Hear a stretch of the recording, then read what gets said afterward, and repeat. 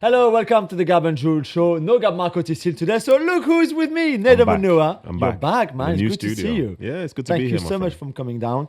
We've got a big show because loads of things have happened. Usually international breaks a bit more quiet, but not so much. We've got great stories, sad stories today, unfortunately. But we will start with maybe the unexpected story. Yes. Because I certainly didn't see that one coming. But Jurgen Klopp is back at work, Nedum. He is back at work, yeah. And what exactly is the role that he's got now? So he's a director of football of the RB group, I think. So the Red Bull group that incorporate RB Leipzig in Germany, RB Salzburg in Austria, Bragantino in Brazil, the New York Red Bulls in MLS, and also a club in Japan, and very soon a club in Paris, we would talk about a bit later. So kind of overseeing, advising the coaches, the technical staff, being an advisor. Okay, so obviously there's a bigger conversation to be had here, but just in its simplest form, I think a manager that was at Liverpool for as long as he was, that was as 9 years, successful as he was, who was saying that he was tired, but then still obviously wanted to have an impact in football, the job by itself feels like a good fit for somebody like him, just to start with, in terms of a footballing standpoint.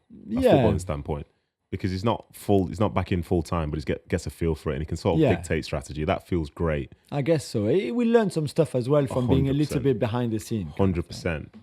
But I'm going to leave that to you, because what's the issue? So I think a lot of people in Germany are upset, especially in Dortmund, where obviously I think he had a similar relationship with the Dortmund fans than with the Liverpool fans, and certainly he's probably seen almost as much as one of the greatest Liverpool coaches and maybe the greatest Dortmund coach ever. And for him to go and work for the Red Bull group, which is very much seen as like, okay, this the way they approach football and the way they build their business and their model. We saw that with RB Leipzig, which is for a lot of people in Germany and in the rest of the world, like a plastic club they took from the lower league just because he was there and they could just make it the way they wanted, invested a lot of money, put all the Red Bull branding and colors and everything to try to take it to the top with not much history, not much soul maybe. And Klopp is somebody who's always put forward values and your soul and how you feel. And for him to go to a club that doesn't have much feels, I think, a little bit strange to a lot of people. Yeah. And how do you feel about that RB side of things? Do you agree with, say, the way that German football perceives RB or Red Bull being I think involved that's in? fair. You do? That is fair. Yeah.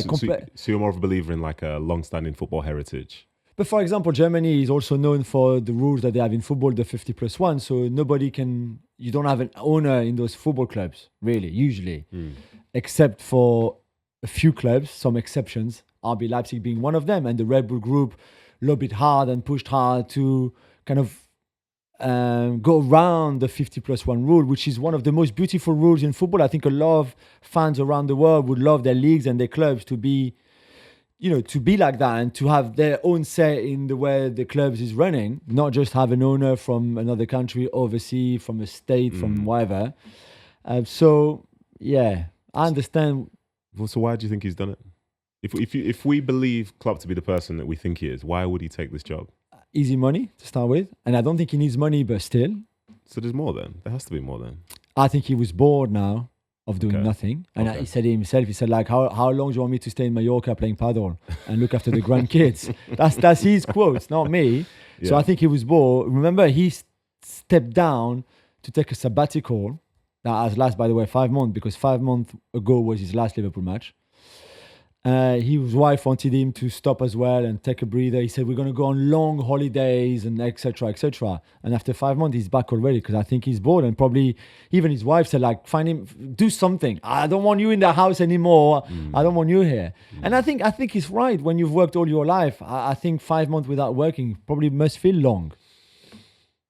Yeah, I understand it, to be honest. And I think something to mention, the sort of like outcry and reaction in Germany might be not very different, but might be different to other places where the RB teams are involved. Like in the USA and MLS, for example, the pushback won't be the same. It's probably exciting for people who are associated with Red Bulls New York that Jurgen Klopp could be helping them trying to learn a new style of football, for example.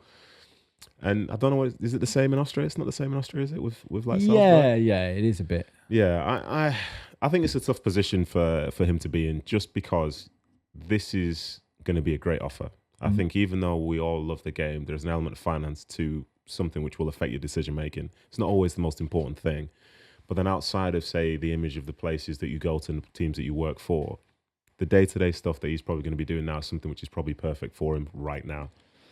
And that job doesn't exist anywhere else.